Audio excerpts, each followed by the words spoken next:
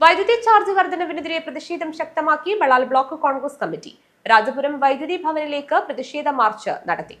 അടിക്കടി വർദ്ധിച്ചുവരുന്ന വൈദ്യുതി ചാർജിനെതിരെ പ്രതിഷേധം ശക്തമാക്കി ബളാൽ ബ്ലോക്ക് കോൺഗ്രസ് കമ്മിറ്റി രാജപുരം വൈദ്യുതി ഭവനിലേക്ക് നടത്തിയ മാർച്ചിൽ പ്രതിഷേധമിരമ്പി.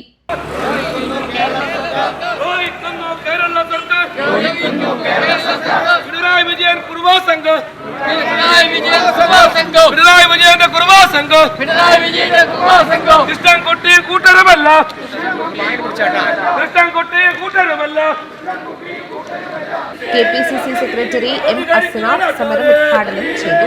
നമ്മുടെ പന്തംകൊളുത്തി പ്രകടനം ഉൾപ്പെടെയുള്ള പ്രതിഷേധ പ്രകടനങ്ങൾക്ക് ശേഷമാണ് നാം സമരത്തിന്റെ രണ്ടാം ഘട്ടമെന്ന നിലയിൽ ഇന്ന് കേരളത്തിലെ 300ഓളം ഇലക്ട്രിസിറ്റി ഓഫീസുകളുടെ മുമ്പിൽ ഇത്തരത്തിലൊരു സമരം സംഘടിപ്പിച്ചിരിക്കുന്നത്.